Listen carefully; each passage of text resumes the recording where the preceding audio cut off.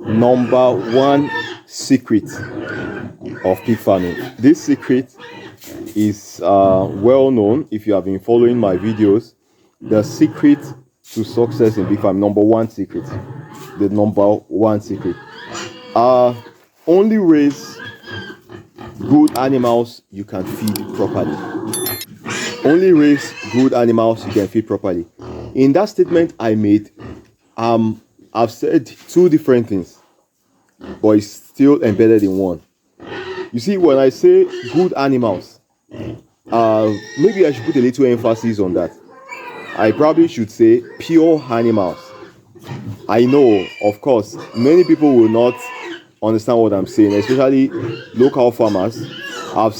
I've mixed with so many farmers, so I know how they select their breeding stock.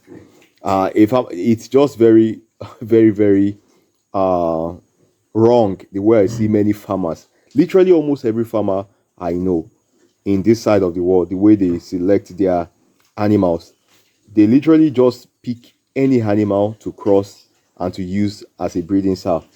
But you see, apart from feeding your pigs properly, you need to also remember that your animals are the key, very big key.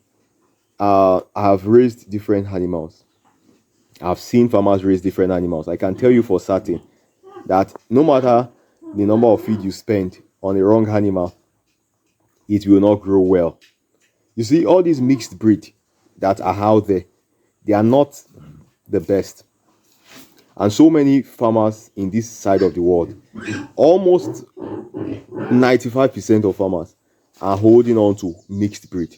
And that's the reason why they spend a lot of time feeding animals, and the animals are not attaining the right size they want. You see, pure lines are what you should go for. You see, pure lines, that means the pure line. If it's the land race, pure land race. If it's a large white, pure large white. Those are one of the most common lines that people tend to go for.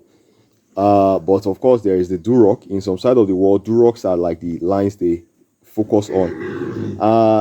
Make sure if you're going to cross and make any crossing, make sure you are making your cross on the basis of two pure lines coming together, not just don't use the F2. The number of times you should cross the maximum cross you can give is just two crosses. These animals are very noisy. I don't know, they're just shouting and hitting. I don't understand them. And this is not their first time hitting. I don't know why they're doing that way. Now, as I was saying, you can cross the maximum time you can cross your lines, your pure lines, like to make crosses is twice. That second time will produce the F2. Of course, the F1 is still excellent. F1 breed is still excellent, but when you don't cross more than two times. Now, the F1 breed, some people use the F1 breed for breeding, and I've heard that it's quite also still good for use. But I would, outside the country, in abroad countries, majorly they use the F1 for butcher. That means what they do is that, for instance, they use the large white and the large race as their matala. They use the large white and the large race as their maternal lines, while they use the Duroc as the terminal sire.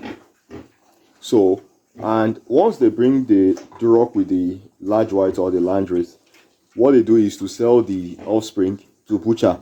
So that's what is very common outside the country. So that's obviously the F1 breed. It's okay to have that, but when you start crossing, some crosses that people have on their farm, they're almost like the 10th generation cross. If you can talk about F10 or something, they've crossed this till they don't even know. You can't even trace the first line of the animal. So the cross many people have on their farm, because several crosses has happened in between. Your animals will not grow well. That's the simple truth. You may just keep raising animal. Even if you give the best feed to them, they will not grow as you want them to grow. And as I said already, also make sure you are very you are not, some people are very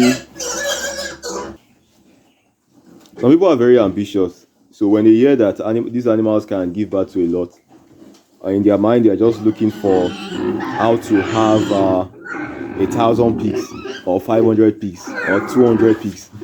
So they just focus on the numbers they want. They don't focus on their ability to raise those animals well. So you are having number of pigs on your farm, but you're not able to feed them properly. You start to reduce their feeding. You start to give them crumbs. So the animals are not growing well, even if they are good lines, but they are not growing well because you're not feeding them well. That's not advisable. The best thing to do is to breed animals you can feed. If you have the feeding ability for 10 animals, breed those 10 animals, then grow from there. That's the best advice I will give you. That's the number one secret from my experience. Presently I know a farmer that is having so many animals, but the feeding is not perfect. So you need to watch against that. Don't focus on just the fact that these animals can reproduce a large number of litters, and then you go and look for how to get 20 females, and you are calculating how 20 females will produce more than 100 piglets, but you're not considering what you will use to raise those piglets and every other thing in between, the cost and everything. So that's what I thought to share with you guys in this video. I hope you found it useful, and I hope to see you in the next video. Alright guys, bye bye.